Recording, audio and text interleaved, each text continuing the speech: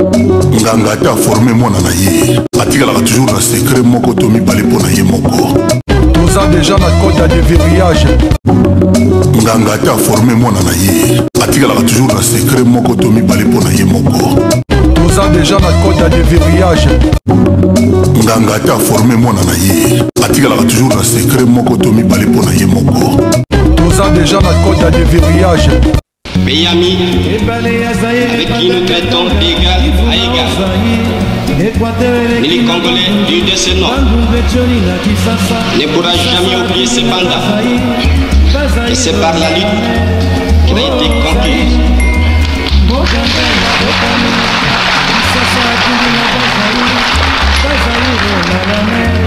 De lutter tous les jours.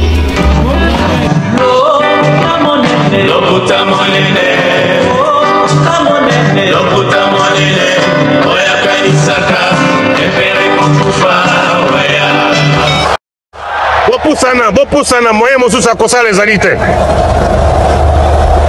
Avancez. T'es na tapis rouge. 2, 1. En 2005, je suis encore élève. Dans ma mémoire, je vois encore beaucoup d'actions, beaucoup d'images. On s'arrêtait souvent, quand on allait à l'école, là où les vieux, les grands frères, des personnes âgées étaient regroupés pour parler de l'histoire de la musique. En tant qu'élève, ça nous passionnait parce qu'on aimait également les histoires de la musique. On aimait la musique, mais on aimait également l'histoire et l'historique de la musique congolaise.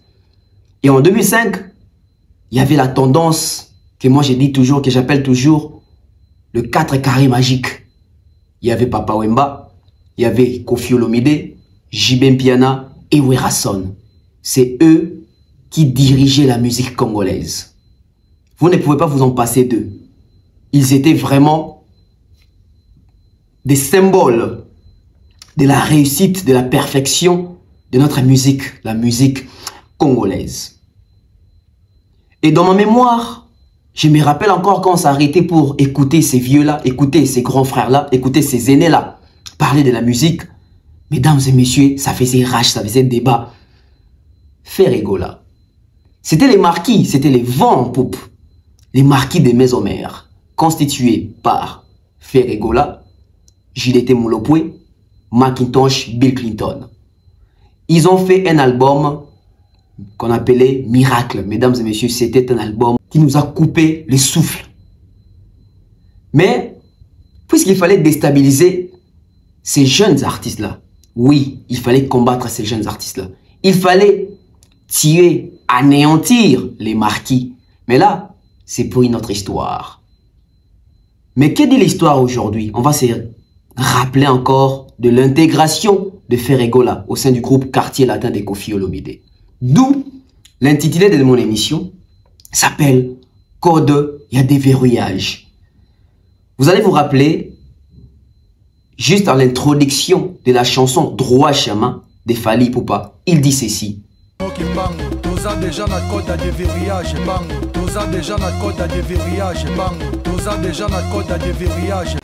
Plusieurs en 2005 ont pensé qu'il avait dit ça en vain.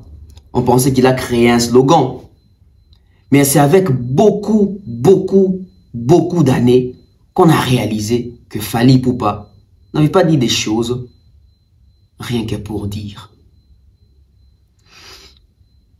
Fally était le chef d'orchestre du groupe Quartier Latin de Koffi Olomide. Ferré fut le chef d'orchestre de Wenge Musica Maison-Mère de Werason.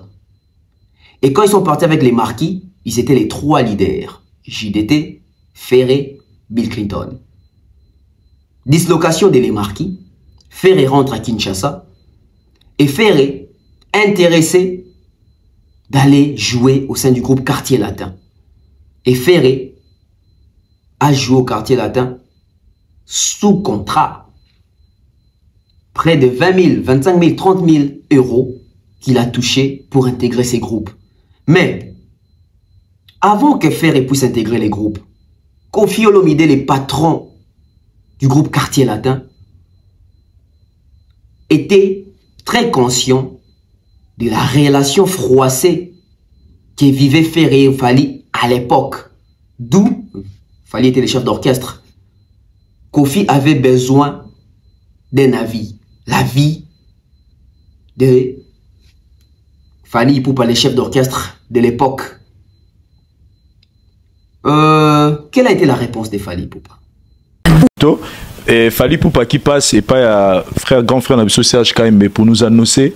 Moi je me souviens ce jour là vers 21h comme ça que Naosa la doit. Et Lelo Torolo Bagé Fally Ipupa doit dire merci quelque part na Ferregola parce que arrivé à Ferregola na quartier la tête moute ça peut Fally motivation azwa dans suko ya la carrière naïe. Donc quelque part à motiver quelque part pour que le lot au tracé chemin na yo le lot aux grande star ya Afrique na minito.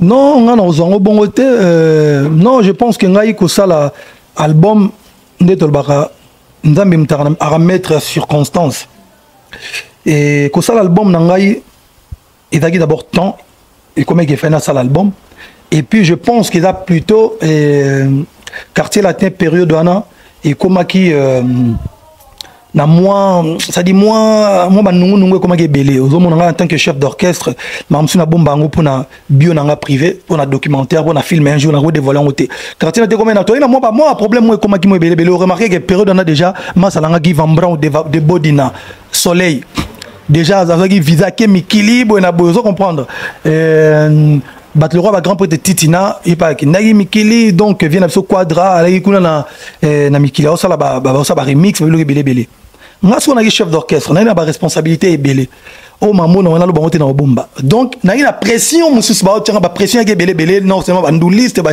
mais ko ça l'album nanga je pense que ngana mutu moko na bango naza na croyaka na nzambe et puis période wana ezalai que ngana na kin mouvement ndambo na mikili banzembo sko na ina on a parlé kaito chanzemo moko na album en mouvement kaito chanzemo moko na album en mouvement siko na ina liputa orgazi attente na pharmacien na chanzemo nini do il fait na chanzemo moko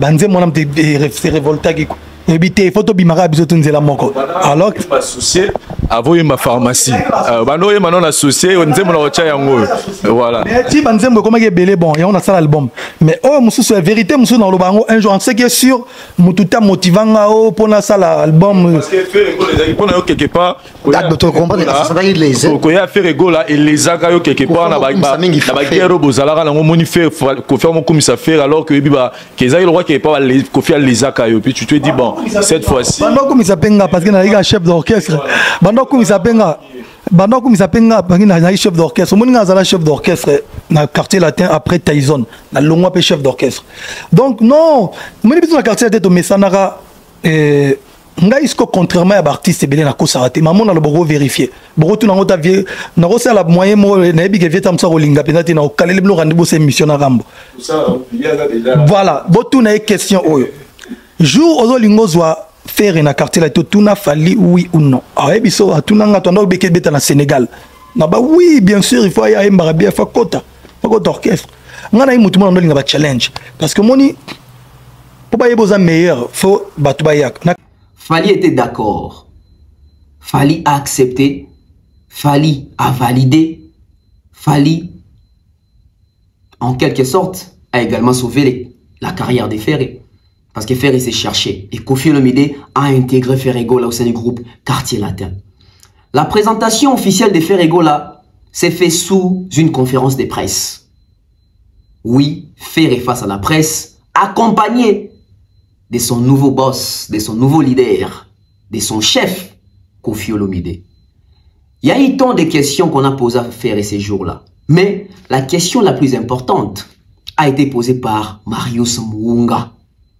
Marius Muunga a pris parole, a posé 3 questions, mais j'ai gardé une seule question.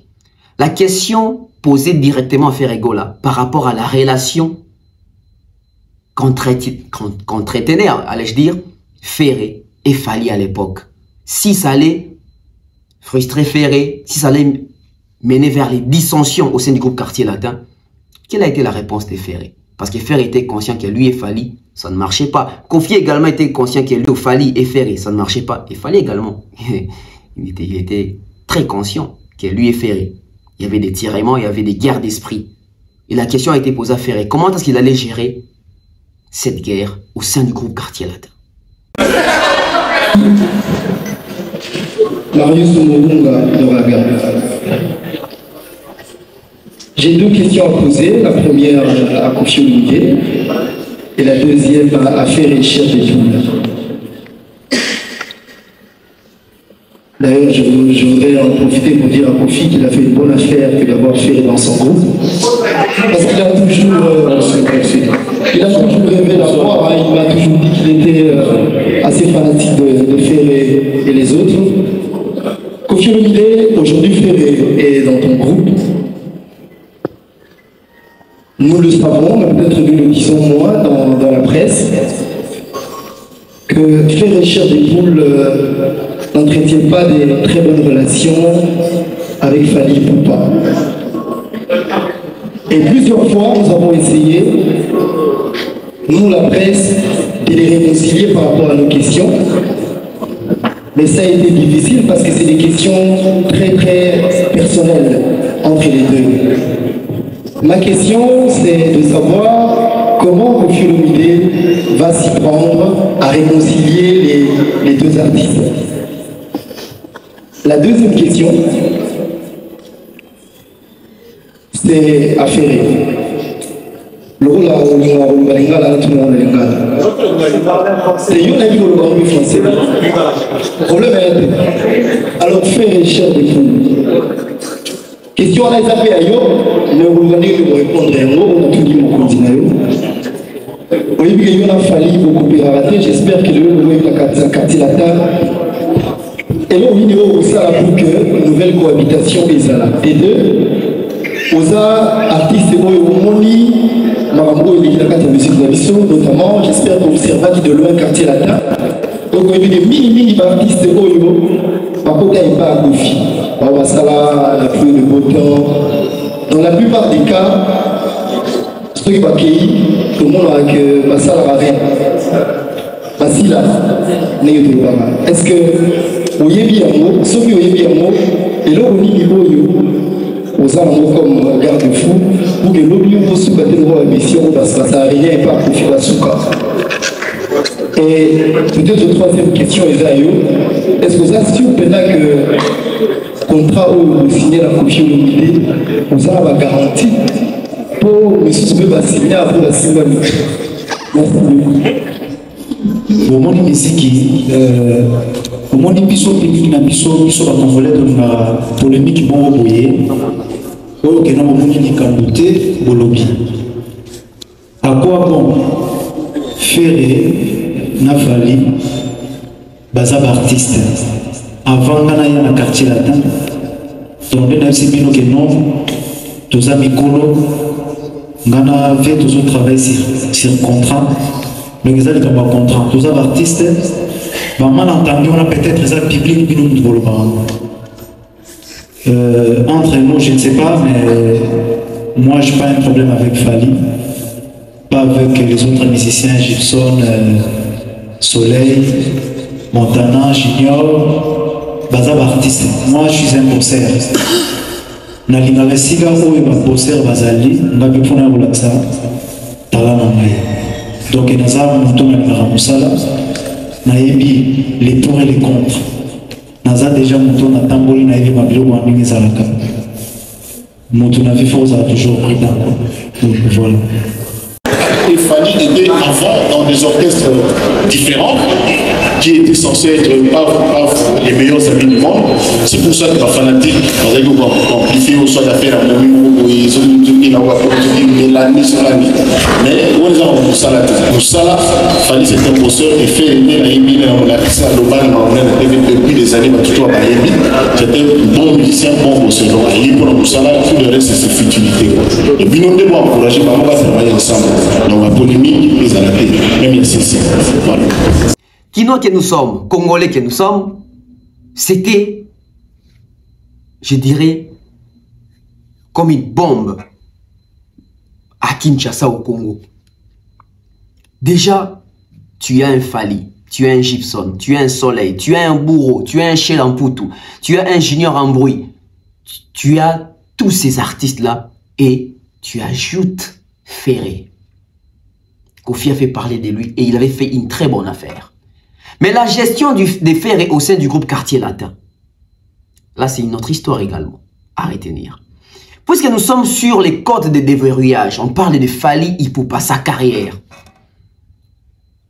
Ferré au sein du groupe Quartier Latin, maintenant on attendait voir. Ferré nous a dit que lui et Fally, ils vont bosser comme des professionnels. Ils sont adultes, ils vont s'adapter. Kofi, en connaissance de cette guerre entre Fally et Ferré, il a accepté d'intégrer Ferré et il avait demandé la permission à Fally, ou bon, pas la permission, il avait demandé l'avis de Fally Ipupa. Et Fally avait dit oui, Ferré peut venir, c'est un bon chanteur. Mais vous savez, la musique, il y a beaucoup de coups bas. On s'est dit, ah, Fally et Ferré. Bon, c'est la télévision, on ne pense même pas qu'ils vont se tenir sur un même podium ou une même scène. Parce que, il faut dire les choses telles qu'elles sont. Les rumeurs couraient les rues que entre Fally et Ferré, c'était une histoire des femmes. Ça veut dire que Ferré avait sa femme ou sa copine ou la mère de ses enfants, que Fally, à l'époque, a également, je ne sais pas comment prononcer ça proprement, parce que nous sommes à la télé. Ça veut dire qu'il y avait déjà des tensions des femmes. Ils étaient genre, je dirais, des rivaux, voilà. Et les concerts de la présentation des Ferrego, là, c'était, je pense, c'était à la Fikine. Si je ne me trompe pas, je crois que c'était à la Fikine, la foire internationale de Kinshasa. On attendait voir Fally et Ferré sur scène, comment ils vont se comporter. Ils allaient se battre, ils allaient se chamailler, ils allaient se faire des vues. Mesdames et messieurs, qu'est-ce qui s'est passé ces jours-là? Baba il a fallu à Bamako, vraiment c'est bon lui. Merci. Yes, yes. Baba il a fallu à Bamako, vraiment c'est bon lui. Merci. Yes, yes.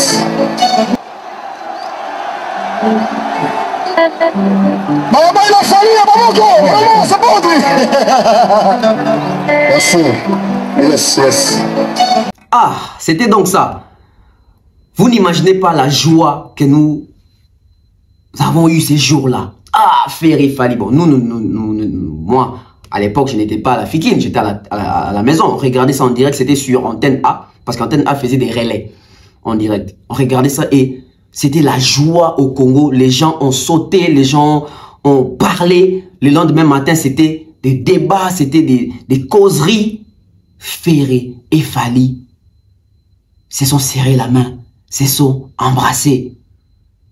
En tout cas, on pouvait tout espérer, mais sauf ça. Mais on a vu ça. Grâce à qui? Grâce à Koffi Olomide qui a réuni les deux artistes, Fally Ipupa et Ferré Gola. Mais la gestion de Koffi Olomide lors de l'intégration de Ferré Gola n'était pas une très bonne gestion. Déjà, il fallait aussi comprendre que les côtés artistiques devaient se faire voir. Plutôt la beauté de l'art. Dans la beauté de l'art, Ferré n'est pas venu au sein du groupe Quartier Latin les mêmes bredouilles. Non, il avait ses chansons à lui, ses classiques à lui. Vita Imana, Victime d'amour, 100 kilos de flair. Il avait ces chansons-là. Amour intérêt. Et si Ferré Gola devait chanter aussi ces chansons-là, il devait se faire accompagner par ses collègues, ses nouveaux collègues du groupe Quartier Latin, entre autres Soleil, Gibson, Montana, Fally, etc.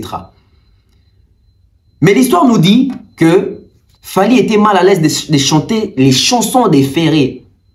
Parce qu'à l'époque, c'était vraiment la concurrence, la guerre d'esprit.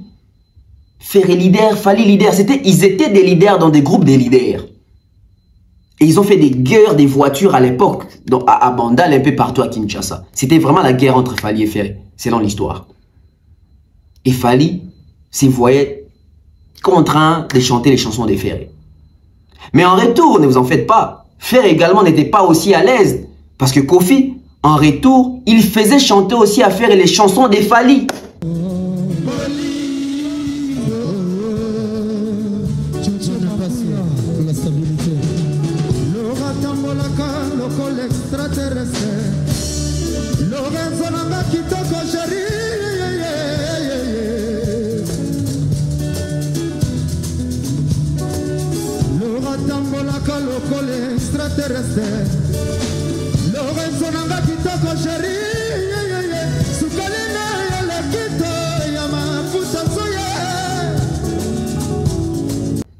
Mais peut-être que Kofi ne voulait que la paix. Peut-être que Kofi voulait harmoniser entre les deux. Mais est-ce que les deux étaient prêts à sympathiser? Et lors d'un concert, Fally n'était même pas préparé. Kofi qui piège Fally, comme quoi Fally va chanter 100 kilos de fleurs de Ferrego là. Mesdames et messieurs, c'était la catastrophe. Fally, au lieu de chanter les 100 kilos de fleurs, Fally lui chante Vitaïman. Fally a 100 kilos de fleurs. Ouais, ma bonne pour faire chair de poule. Ouais, ma bonne pour 100 kilos. Ah, grand pote Baïlo, Alain Versas. Ah. J'appuie mon gala, moi dans ma belle. J'appuie mon gala, moi dans ma belle. J'appuie mon gala, moi dans ma belle.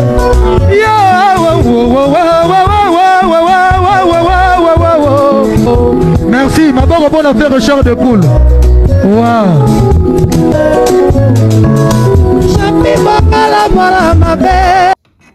Mais en chantant Vitaïman, vous allez comprendre que Fally, même les paroles, il ne maîtrise pas trop. Et c'était gênant.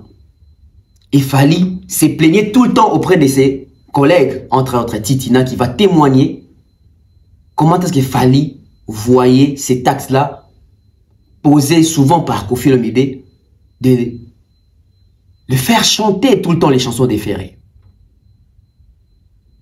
Titina Al Capone a à nous dire comment est-ce que Fally regardait cet acte, comment est-ce qu'il prenait cet acte et que disait Fally aux autres collègues au sein du groupe Quartier Latin par rapport à chanter les chansons des Ferré. Vous êtes Fally. Vous êtes Fally. Si tu as dit que tu as dit que tu as chanté, mais tu as dit que tu as dit que tu Fally des fois il restait avec Vienna Studio aussi. Mais bango tu as dit que tu as dit que tu as mais il fallait rester, il fallait bosser. N'habiter vérité autour de Banin. Et que ça la paix qui est faire étant comme un mouvement, un mouvement. Le mouvement, les va chanter des alakaka, bon, talaga chanter ne différé. Et que ça dit que moi, mes attentes, moi, que zalaki, na affaire. Je vais en affaire quoi. En tout cas, il bougeait qui. Il bougeait ban mère, vraiment, surtout ma chanteur. Il t'a dit bango bien té. Yangomuna qui, yangomuna ti.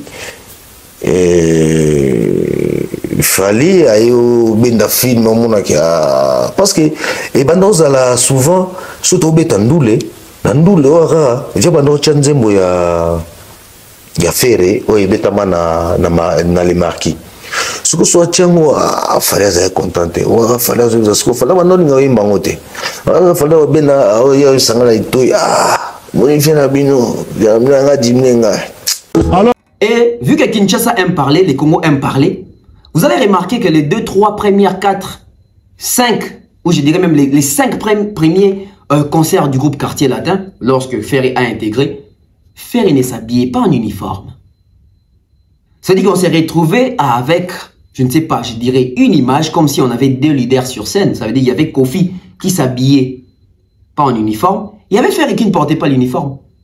Mais il y avait Fally, le chef d'orchestre, et tous les groupes qui étaient en uniforme. Et ça faisait maintenant parler Kinshasa. On faisait tourner nos cerveaux.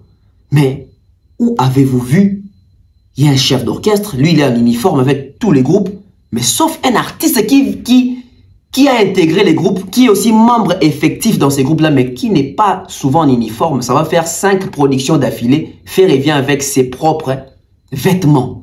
Ça commence à faire parler. Ça commence à faire parler. Fally est négligé. Fally n'est pas respecté. Fally est mal à l'aise. Ferregola est venu étouffer Fally. Kofi prépare, je dirais, la passation des pouvoirs entre Fally et Ferré. Bientôt, Ferré va récupérer les postes de chef d'orchestre. Ça se disait. L'homme prudent voit les mal de loin. Un homme averti en vaut 2. Alors, c'était maintenant les ras-le-bol. Ça a continué. Vu que les Congo parlaient, Kinshasa parlait, Kofi était obligé d'imposer à Ferregola de commencer maintenant à s'habiller en uniforme. Et Ferregola s'habiller maintenant en uniforme. Kofi est Ferré en Europe. Fally est resté comme chef d'orchestre. Il doit gérer les groupes au niveau de Kinshasa. Kofi est allé faire un petit voyage là-bas. Fer également avait ses papiers de l'Europe. Il est parti en Europe, je ne sais pas, pour renouveler peut-être ses papiers. Surprise, Soleil Wanga à l'époque, il avait déjà son visa à lui. Lui, il a voyagé de sa manière. Il est parti en Europe. Et c'est en arrivant en Europe que Kofi Olomide constate que on lui informe que Soleil Wanga, un de tes musiciens, est ici en Europe. Kofi appelle Soleil. Comme quoi, Soleil, rejoins-nous au studio Harrison. Je suis là-bas avec tes 2 collègues. C'était qui les 2 collègues? Modogo, Ferregola. Soleil arrive, Kofi dit on va chanter. Soleil se pose la question, on va chanter quoi? Non, on va remixer quelques chansons ici. Alors qu'à Kinshasa, Kofi avait déjà enregistré 2 projets avec tous les groupes. C'était Longitima, la chanson dédiée à la société brassicole, parce qu'à l'époque, Kofi était sponsorisé par la société, une de nos sociétés brassicoles ici, que je vais taire les noms. Et la chanson Vincent Gomez, la chanson d'anniversaire. Vous avez vu Fally a chanté, Fer a chanté, tout le monde a chanté. C'était les 2 projets de ces singles-là. Une fois en Europe, Kofi veut faire intégrer à Ferregola, inculquer à Ferré les chants latinos avant l'album. Et ils ont jugé bon de remixer la chanson et pour en même temps et Sissi Sylvie. Oh, et Sylvie, qu'on a appelé Sissi Sylvie. Soleil, au courant, au téléphone avec Fally, il informe à Fally que je suis ici, je suis avec les vieux, nous sommes au studio. Fally qui pose la question. Vous êtes au studio, vous faites quoi? Soleil dit, on chante. Et Fally était très déçu. Je ne vais pas mettre trop de commentaires parce que moi je n'étais pas là. Ceux-là qui ont vécu l'histoire ont droit à nous relater les faits.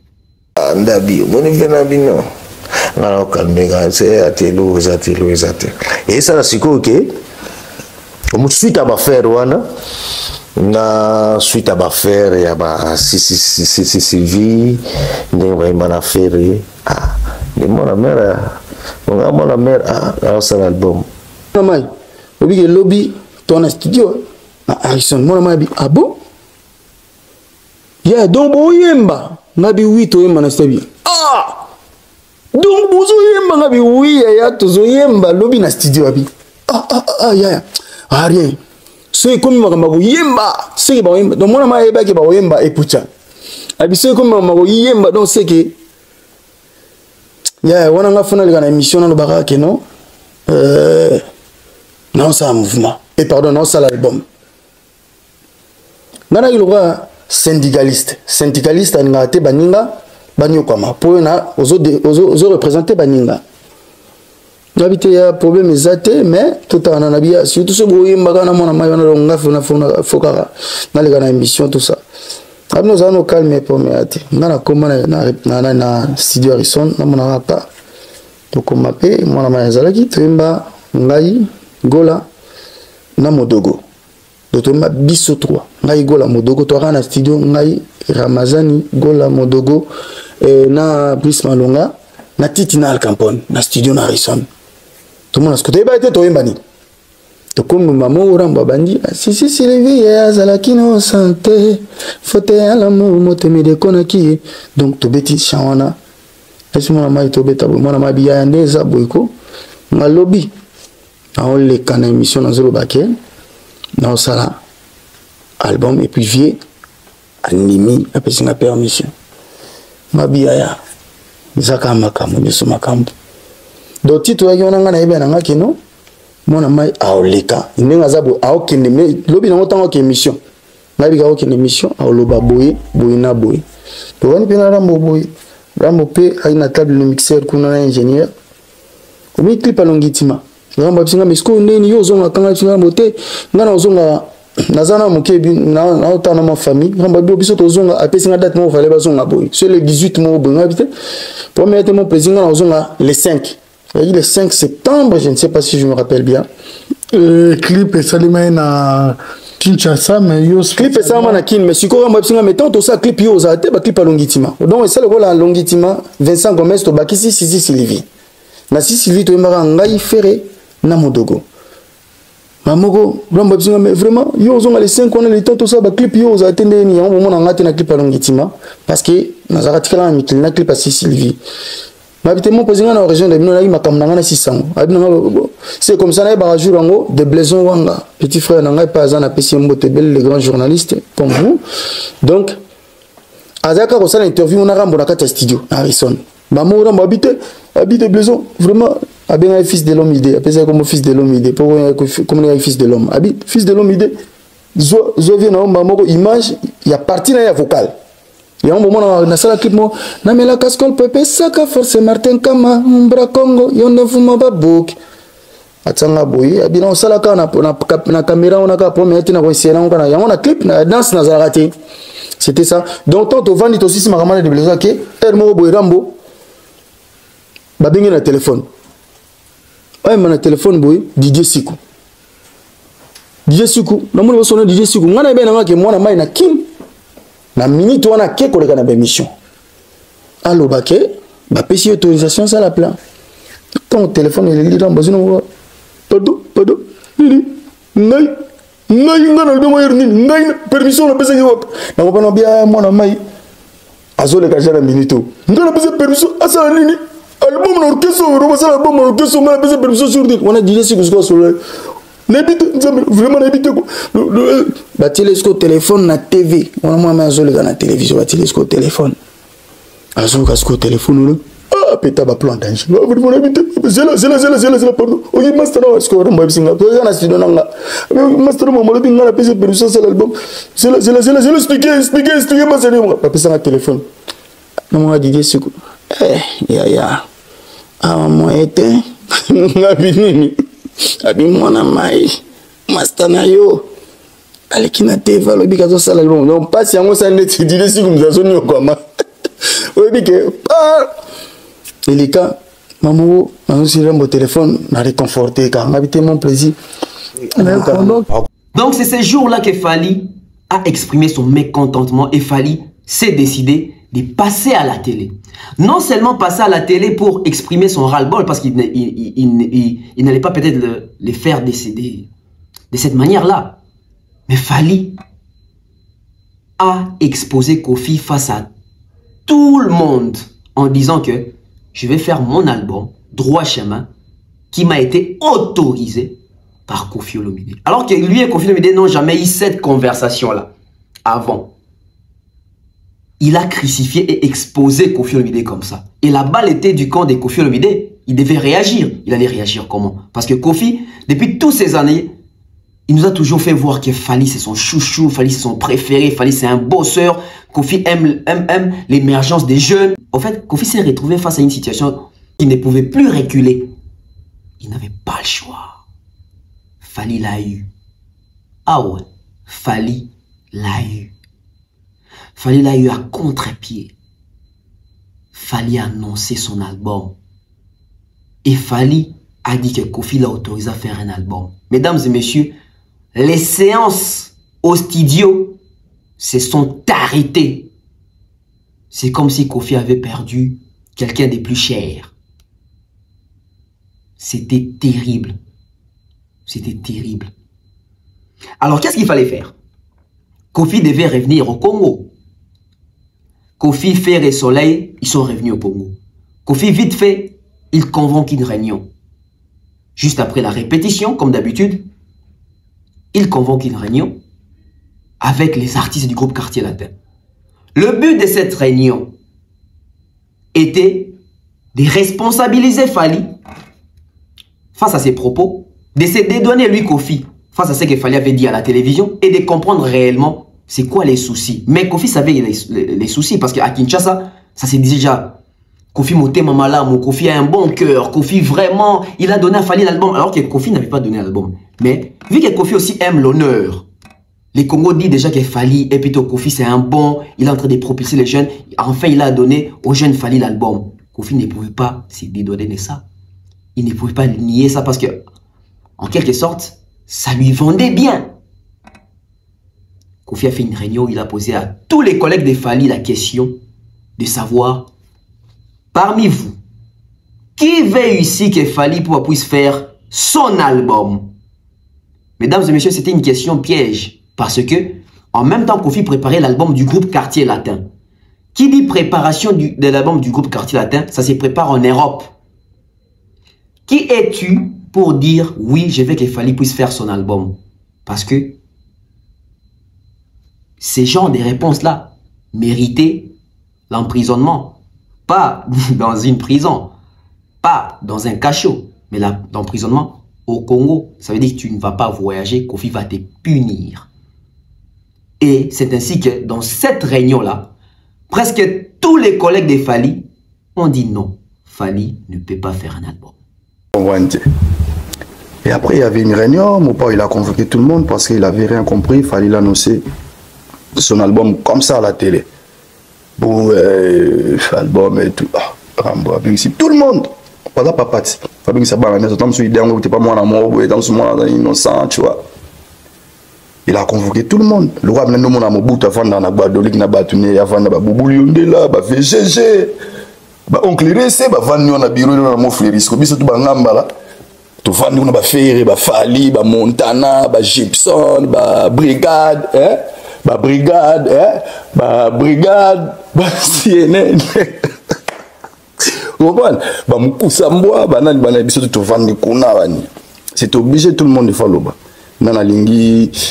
Non, CNN ne faisait plus partie. Et non, pas CNN, excusez-moi, merci. Merci pour la correction. Biba Mukusambo Abani, voilà. Et belé quoi, Gibson, Babinda, Montana et tout, Shelam Poutou, Bissotou.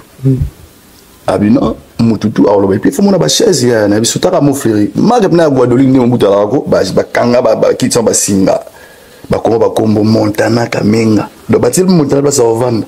Apocalypse Kankonde Empania Bizarre Monde mais c'est World Music bati nga place la ngai ba ghetto man pe place la ba komba kombo na bango ba bon mutu te follow balelo ah na ling follow album on a télémia te presse atika na e ah vandi yo téléma te atika ba si ba tout bon quelle était la réaction de Ferré? Ferré il a dit pareil hein. Il a suivi ses frères, il a dit pareil, il fallait atika pareil. Tout le monde, bon, on a bien habité témoigner au tika, il y a un monde qui a défense au mois de mi, bon, on n'est pas ma bête, il y a un timba, il y a un épée à Bonzambé, quand on a artiste, on a dit, bon, est-ce que nous sommes dans un groupe pour ça, là, ton tour. Voilà, mon tour. Oui, pose la question, obligé, tout, il faut le rebattre, comme on a le rebattre. Non, tu es venu pour parler. Tu vas donner ton avis. Tu veux qu'il fasse son album? Obligatoirement. Obligatoirement, mon frère. On était là, si tu fais pas, tu connais Rambo. Après, voilà. Après, on a le lobby, on a la big, non, mon conduit, celui qui a l'album, non, qu'est-ce que c'est, ma atika, frère Azana Zoka, so ils ont malamu, à sala. Ah, je vais pas y aller. Vanda. Je René Silia, il y a un autre tigre, là, tu causes moi dimi. N'a vu, normal, tu tigre, là, dans ce. Pour les présaler la Fally l'effort. Tant ça comprend ba na ba linga Fally te pour ba tout ba tika do yo ba to ba linga ite tam sus. Tant ça moi la mo ba linga mutu ya linga. Oui ka zo lingi mutu, omoni mutu azoli omoni mutu azolinga mutu yo linga. Ipo linga ite. Na tant ça na sans soi. Na sou apena tika la présa bisinga que non on comprendre vraiment na ebité boulot na donc. Na comprendre bité na comprendre ye na comprendre na loba mabe ou na loba bien. Typé barobanga bangizalaki na mo ba voyage à Sénégal na tikali bande omsu ba kei na bi mambo ekiri na ba mosili na pa no mama ndeko na fallait pas la bo na bi maintenant na ba bête na ba voilà donc et puis sorry il vient comprendre il y a pas ma boulot mon oui na no mutu mais c'est mutu ko c'est là na compagnie au profit vous ennemi mais la récolta c'est juste ça et puis tu les salaboé na des frères na romona que non ah d'abord nous tout le monde on est tala ko petit moi uti kan luka ma rosa peta mususu ndemo ya mbinengi wana ndeko za considération nanenge pe senga ifona boire un album nanenge pe na pesa pe ba disque d'or.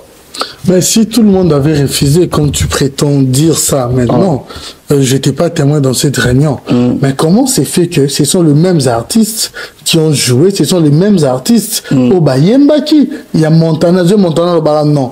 Montana Yemba, c'est vrai que tu as quand même animé ça là bien. La Modogo, bah ça là bah vocal. Déjà dans le réunion là, Modogo il n'était pas là. Il était encore, il était à Zaki en France. Modogo Zaki dans la réunion là, Modogo à l'époque il n'était pas encore intégré. Montana. Montana il était là. Là on doit expliquer l'histoire, il y a réunion. Après l'histoire il y a Montana, Modogo déjà, Adena Poto m'a intégré déjà gros à Zonga parce que Ayemba na Sisi Sylvie. Sisi Sylvie Zaki avant danger de mort. Mais il y a Ayaki na kini Taginte na réunion Ayaki na Poto et ça m'a Poto Montana Ayaki na Kishasa dit. Ayaki na Kishasa. Bon Ayemba. Na Machasa, Ayaki na Machasa. Bon Ayemba ndeni. Ayemba l'album Koyemba frère, aujourd'hui on a deux questions là, on a répondu à deux questions là, notre histoire il y a réunion. Oui, au bout il y a réunion. Oui, je comprends. Il y en a tout. Et alors maintenant le même bateau voilà ce que tout n'a rien monté parce que c'est pas moi qui ai appelé Montana viens chanter. Naïbi a vu n'habité à Bengaï David Mosso Fali Basolani n'habité. N'alba Makambo n'habité. OK. Tu vois, après réunion. Ceux qui ont Montozaki des bons cœurs. Pour la réunion, tombe à tout Narabino. On a ça l'album. Ah, voilà. Pourquoi Bino Nuance vous manifestez la mauvaise foi? Mais à deux, il a évité, mauvaise foi, il a évité. Oui, bien, réunion, d'ailleurs, là, de réunion, c'était le nom de Abisso, comme tu sais, réunion, qu'est-ce que c'est, comment? Oui, que Batine la réunion, Batine la testo, le quoi, on est beau voyager. Et puis, ce qui est étonnant, tu côté na réunion, tu côté le gars est podium, mon est podium mais alors bâti kuna bureau, bâti ça va fauteuil wana qui toko banini, tu côté ma vie qu'on a va safner ba pour ba onclairer c'est bani, so biso bâti so bâti ça pembe wana. Hein, bâti on bâti ça pembe et puis ba combien on ba combo ya moto na moto. Na sima mu kombo bâti ça pembe wana, hein? Ahumuni ma kuti buman, kuti fali, kuti binda, kuti do ba kuna egyptien on kuti to hipma to fandi, no ba kitu bandi quoi. Tout le monde est comme on est petit comme keto to ya poto ya nini ya nini ba visa pe boina na ado viens asala eloko akaka na ba visa dozo ça dire que bozo tala pe ba visa la bilo boye viens la éviter eloko la sala rapport ai ne sabi pas fali to ye aye ba kati ya bato mo amona biso mutema mabe o bien ndeni ata moko lo kese mukolo kese azotuna bato est-ce que na kese na ngai mutako sala disque yoro lo banini pièce one yoro ba vie akosa na disque s'attendre ka otikali na voyage mukolo kese s'attendre ka to vandi wana nana ngwa ko kondima ke oui fallait bato si wala vie chose impossible voilà. Vous allez même vous rappeler à l'époque Paseko, parmi les personnes qui ont été vraiment citées, qui ont été radicales, Paseko c'est paix à son âme. Lui, il a été radical qu'il fallait ne puisse pas faire son album. Mais, je dirais, 20 ans après, ou 19 ans après, c'est Fali qui emmène Paseko en Europe pour suivre ses soins de santé. Paix à son âme, malheureusement, ça n'a pas abouti. Chose est possible, ça ne pas ce que tu as catalan, regardez pas ce que ça a. Ça dit que Banarondin. Ok, ça confie. Ça dit que celui qui sali, bon, ça l'ensemble voilà les cas de moi, tout le monde a boya. Mutandima razate, mutono pe sera moi explication. Moi mutu so akolo ah, viebo solo na petit na za petit na yokaye a osa ne discuter dans le moment. Apocalypse alobaka ke ya zo courage on dima. Apocalypse alobarade. Ya animateur zo courage até. Alobi neti. Ça m'a bêta ko nous sala. Ade est-ce que oui mirabo à l'époque vous voyez mirabo tant on va le faire apocalypse pas télé abivé ils m'a bêté fallait qu'on ça là disque à la kato question apocalypse a le bini ngwana la kato kesa kofi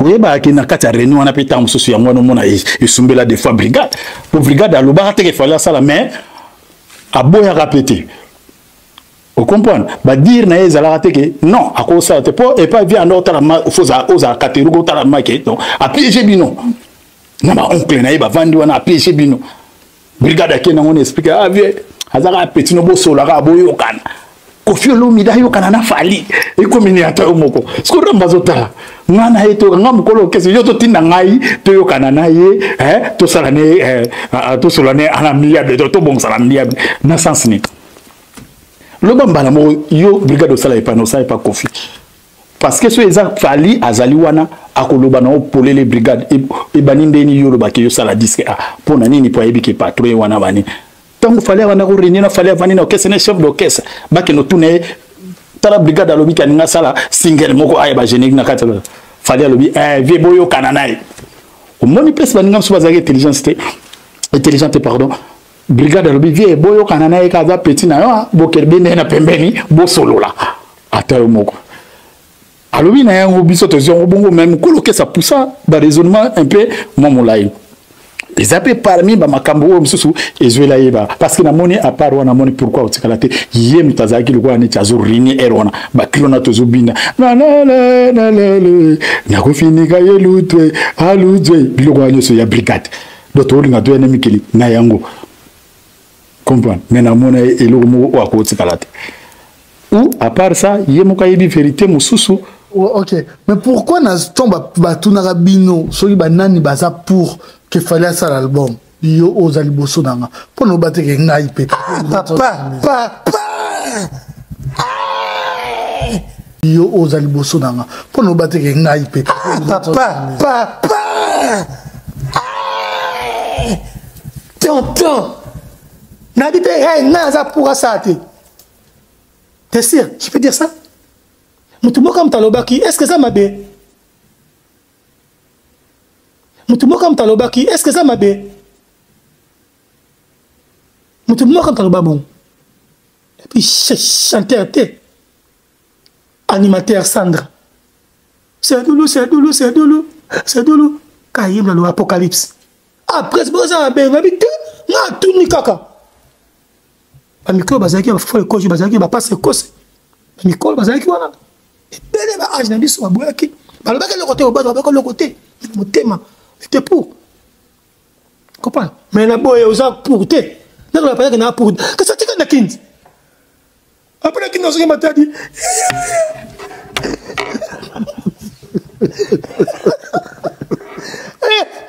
ne me dis tu là dit déjà que tu prends ça que voilà que non encore pas dit que non presque là pour te hein fallait pas ça l'album naé on me dit tu vois que fait l'inga makamut encore pas dit que non presque là pour te hein fallait pas ça l'album naé on me dit tu vois que fait l'inga makamut kasi makambu ya mwana chips on a combien de mais à combien de batu bona bo kasi maman tika na kinya mwana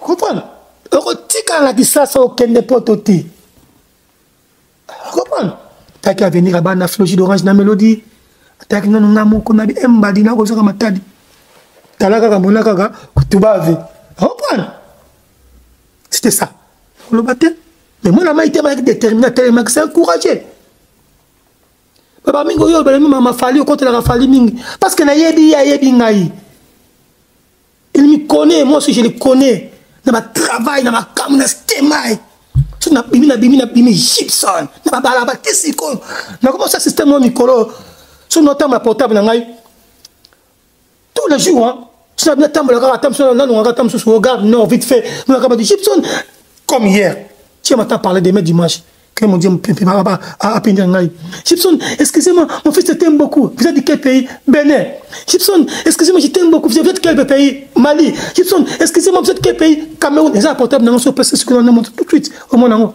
sur une autre thématique on reprend donc ce que n'a pas valeur wana n'a pas niveau wana on se reprend donc nous avons ça moi na OK à ça l'album naé et ce là qui peut tourner sur là qui bon voilà où est là on a na Aristote Elvis, il y a un mouvement là-bas.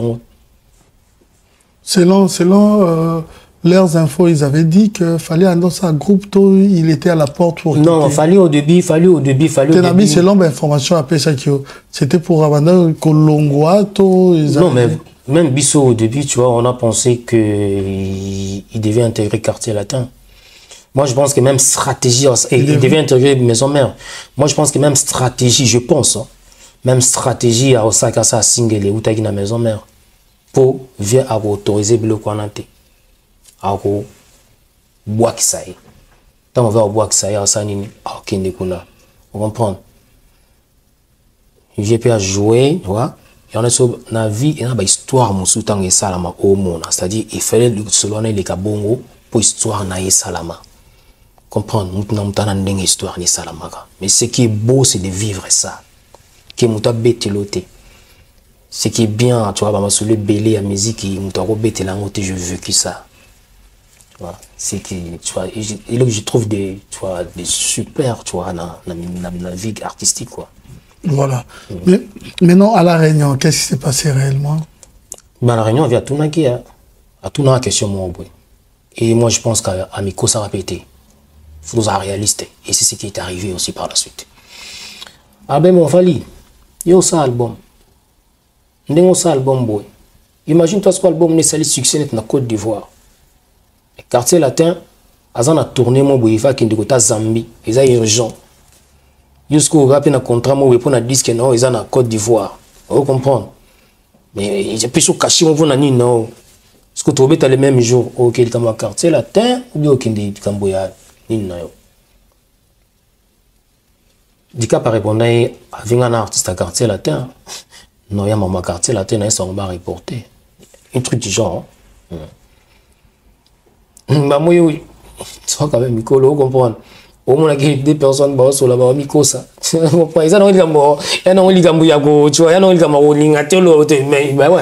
au moins, il y a des personnes qui sont là, devant tout le monde, Miko, ça. Tu vois, il y a des au moins, il y a des personnes qui sont là, devant tout le monde, Miko, ça. Tu vois, vous comprenez? Miko, ça. On a l'intérêt, on a l'intérêt. Pour ça, maman, bon batté. Il y a les cas de suite, il y a un mise à quoi? C'est quoi? Mise à quoi? Disponibilité, c'est ça? Comprends? Parce qu'il est dans sa façon de faire les choses, il aime faire les choses de manière aussi polie, tu vois, un peu de reconnaissance, n'est pas vraiment vexer la personne, tu vois, qui a fait vraiment qu'il soit comme ça. Mais sauf qu'il est temps de partir, je dois penser à moi. Si je ne pense pas à moi, c'est pas lui qui pense.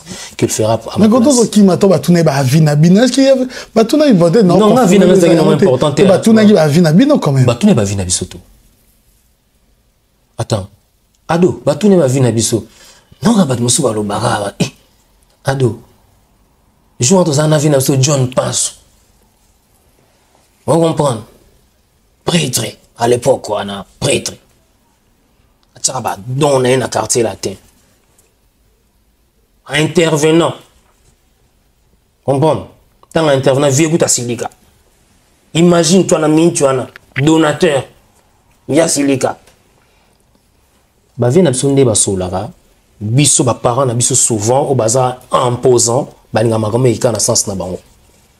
Non, Kofi Boul nous a dit, bah, nous sommes base qui na sens na, na tu as yo y a bien s'inviter face ça là t'es mutation ya bon on a été ado non bateau bandol de manière polie, tu vois, pour nous la qui ça qui parce que d'un côté tu ne veux pas vexer un collègue et de l'autre tu ne veux pas non plus vexer ton patron.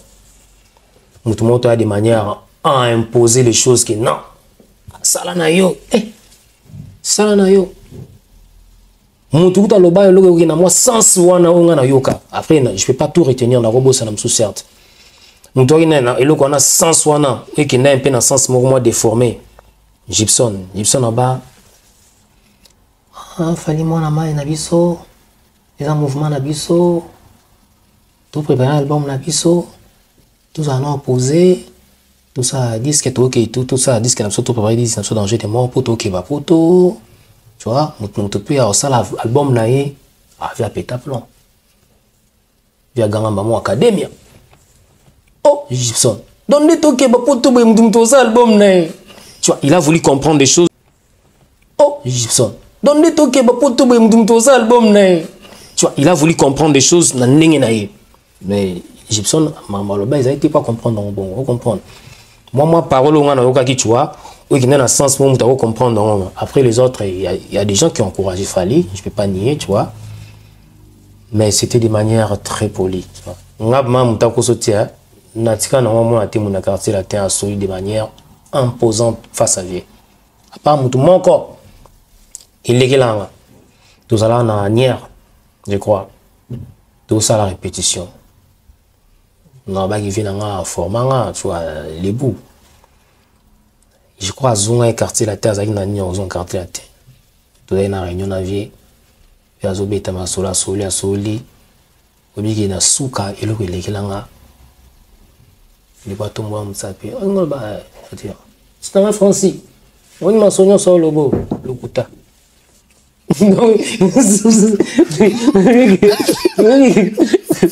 Oui, dit ado. On comprend. Ah, non, français, on m'a sonné sur le beau, le couta. Oh, viens on rap là. Oh, les bouts. Donc on a le bas. Qui yom to? Non, le couta. Ah. Bon, donc, toi, donc, ah, petit, non, c'est vérité, petit, loisir. C'est long, mon âne, car c'est la terre, on a mon nom, Mais puisque les mystères autour de cette réunion étaient que faire voir à Fali que tout le monde s'oppose à l'idée de faire un album au sein du groupe Quartier Latin, l'artiste ou le chanteur qui allait s'opposer à cette logique, à cette idée, allait avoir des problèmes avec les patrons du groupe. Et cet artiste-là qui s'est levé pour donner son avis dans les sens contraires, pour demander à Koffi Olomide de parler personnellement avec Fali au lieu qu'il puisse poser des questions à tout le monde comme ça. Et, mesdames et messieurs, il y a eu des conséquences. Cet artiste s'appelle Brigade Sarbati. Écoutez son sort après avoir proposé cette entrevue entre Fali et Koffi en privé. Koffi n'avait pas apprécié et les membres du bureau de Koffi Olomide ou les amis, l'entourage de Koffi Olomide qui étaient présents ces jours-là, certains ont validé l'idée des brigades. Et, mesdames et messieurs, brigade, vous pouvez maintenant se préparer pour payer cher, alors très cher. Mais nous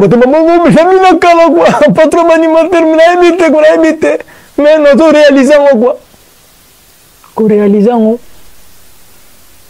Ah, et puis on a passé là, c'est ça du coup, c'est Jesus. Ah, si on a la émission mon ko awa. Vous savez, on bourman. Mais évitez, et mon alliance, qu'on a raison, on comprend. On dirait ce qui est en tika on dirait Zala qui pop. Parce que tout ça, na réunion mon tout ça là na quartier latin. Tout ça là réunion mon boy, viens m'avancer tous les musiciens. Alors tous les musiciens, on a bango, on a lingi, Fali à ça l'album. Place Walande. Fali à Ibarake. Baningi Béli Nazana Bango to vivre na hypocrisie. À ce moment-là, on a comprendre le komoko. De tout ça boado et le côté là on connaît comme ça na ngezate. Tant on va poser la question. La tuninga bi Sabatini pour le bien ni pona est-ce que on dit mi à ça l'album to ça la té. On a expliqué presque clairement. On dit presque. Tant au côté orchestre yonde mtu tata na biso yonde mtu asira biso nyonso soki biso to voyager po yo asira biso yempendenga kota orchestre po le lazala wazana yo mtu asira na olego tuna biso ba question bo ndenge na yebeli autorité zana mo pa na biso okoko kende na na se soki bo solo la ta 20 minutes na yebi ko trouver solution makambo e esila ke mutu muso ayebi mutu osili sa na seconde. John passe à Vandana, maman John passe à Buk. Oui. Maman a fini John passe. Oh non. John passe à Vandana, maman John passe à Buk. Oui. Maman a fini John passe. Oh non. Maman, nous avons mal au bagi. Vierambo. Ndena yoka ki Bourman à lobby. Abi même attends on ça ba tokolo ba bongote mais moi na mona ke ngolo moté parce que na mona ke ça qui normal. Na on vivre na comme un esprit mo na vivre entre patron na travailleur na e. Yom toloba kango to apocalypse toloba. Ah. On va expliquer oyo ngana loba. Oyo déjà vous avez une intervention quand même ya moto moko pour ça une émission en loba na yango. Ngana betelo makambo ngana loba, ngana sima na loba. Na ebité témoin na quand même oyo ki moto loba ki Bourman a l'obaka on a mission à haute, na a kosi. Mais donc on peut aider ngai, ce qui ça c'est faux, peut-être ngana bungi mamuke. Ni peut Bourman a l'obaka on te pas non. Ah, une émission à l'obaraté, ma beka mwana. Ndenge senti shingando ala ne sengona richi kotazo petit na ngai o ba sala makambo ba ba se pe na bango wana. Les images sont là. Il a mais à l'obaki. Na ebité ce comme on a qui les images sont là, tu nous parles, tu nous racontes l'histoire, ce qui a été. C'est que toi tu nous parles et il y a un début sur Toyo Kayo. Tu sais que Bourman Alobaki a confirmé qu'il y a un autre, peut-être même si on appelle un bon gana, tout dans sens. Ah, ouais, l'ingné au baté. Golf qui zole, monia. Si go pas. Tant on a le bibongo, faisait ce qui vient à faire chaque pour l'ango, n'a évité. Parce qu'il n'est pas tant na ebité faut la monter ma paix bon viera mbupé fondi ma paix risque watika nga ayeba ki pete ki na sima o regretter so ngai e mo ngamo pe na mituna kana yango makasi ayeba ki tete ya ko regretter ngai to ayeba ki te peut-être cause la ndenge nini mo ngamo na mituna to comment attendre la vie ya voyage Comment est-ce que tu as il y a wana siko eswanga te tango tiki ngai avati kanga na soir nango fala benginga ndelo zapi ngatena nanga na pale amina ngate tokuta na rompo videri na bimi wana tokuta na expliquer ngabina réunion mo sala milelo makasi réunion ne zaika obienga obien entre ngana il fallait moko à voyager. Entre ngana il fallait moko à voyager. Ermoebi makiyo tiko tasuka bayo mona keso batiki ngape mabe pour la chef ngana okende. Mais brigade de frère nanga na ki no benga yo no sala nyonso. Et ça la siko OK. Omu suite à ba faire wana na suite à faire ya ba Sylvie ndenge ba na faire de mon mère mon mère ça l'album ndenge kindaga le kaki wana ça l'album moni place nde sikoyo fallait ko tavie chobo à partir à entrer à faire ndenge entrer à faire penza teme ndenge siko vie akoma ki ko komemela yango kokumbela yango donc il fallait bando gêner qui a une babanzembo ou baimba dans les marquis mais nzembo tu vois et qui ça la bablo mobo et yango ça la epé qui moi mère ben film vita mususu alingi a diminuer mon que réunion salama kutu réunion salama pour na fali à ça l'album. Voilà, mais voilà, tu me parles aujourd'hui. Binotou Bozaïwana, on vous a proposé, est-ce que qui sont pour quand même, d'ailleurs, tous les collègues naïe que vous étiez, qui sont pour que ça l'album, mais pourquoi pas vous avez accepté? Non, Moni, bisotou vraiment, bisotou. À part Apocalypse, Mutaloba, oui. En tout cas, oui, pe Apocalypse, nga yoga ngote. Mais on a eu apocalypse pour notre vérité yo bila na ba vérité ngana ba o ngana yebi na yo kana pe oui apocalypse passe c'est parce que biso tout ça qui wana via tout na ki question mutu mota tombola musapi wana ki andima ki fallait asala nini monter mais tu as coupé ça réponse avec solo là na petit na yo bobenda na pembeni bo solo là binombale. Pourquoi vous parce que non parce que quand le mouvement ça revient alors tout na biso par rapport à quoi moni faut yeba moto fandi nae sauf na moto mingi oyeba motango naza te pona dévoiler ba caractère vie comment il est machin mais sauf fandi na moto o mingi soza mutama ile oyeba et que na pona ngana Jackie c'est pas la peine alors que oui après il fallait ça l'album les orchestres ngate ngapena travailler quand fallait VIP à côté na nae ça ngwa question ko tuna nae mais bon et ça là mais en cas que bon tu dis ah bobina na pembeni entre vena petit bokoze abenda na pembeni basololi donc zongi vient Jimmy à ça biso que non bon c'est bon alors ça là album na mouvement ah tu vas petit ma beaucoup c'est yango nande kokene nyoso ya nini mais fallait pas le baki on temps on ça album bien on ça album mais na longete dans cet album nous avons un caractère latin.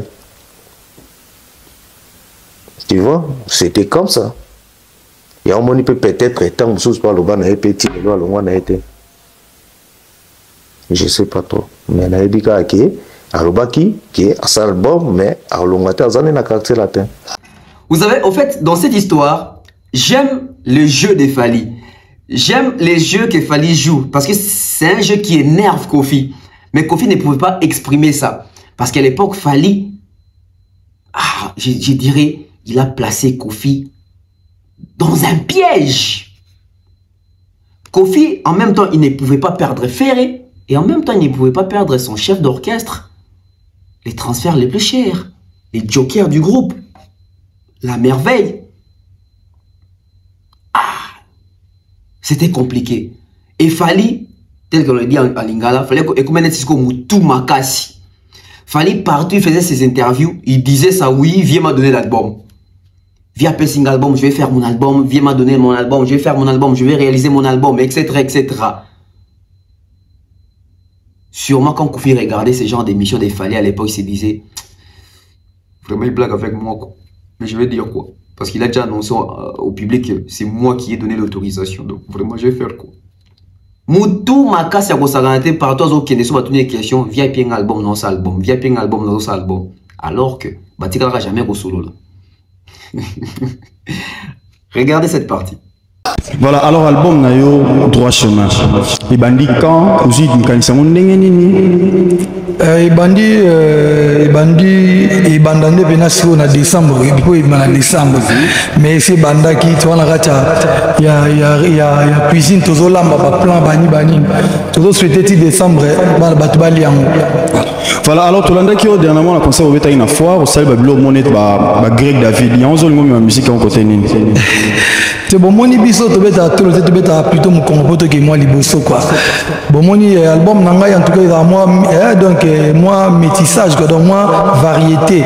Donc ils allaient moi bandule moi ebele na obeta ndé nanga na sentir ndule quoi ndé on a la boulard un jour sur la occasion la salle disque nanga en tout cas faut moi style moi ba genre pendant moi net gars moi ba ndé ba masanga ba papi mulonga bato ya bozar ba décorer quoi. Donc pas que la peinture désordre mais na kata il y a danger. Donc ils allaient un peu bon quoi. Donc moi bah genre moi ebele quoi.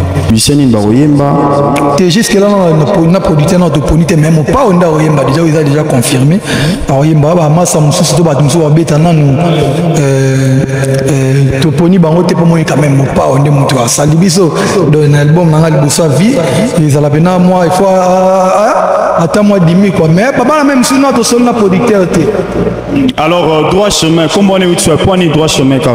Point ni droit chemin pour moi tu qui chemin de faire côté Mouri tu droit chemin côté sous ligne droite des arabanzela quoi. Pour moi ni Jésus attends Jésus pour accomplir mission et attends moléga na droit chemin.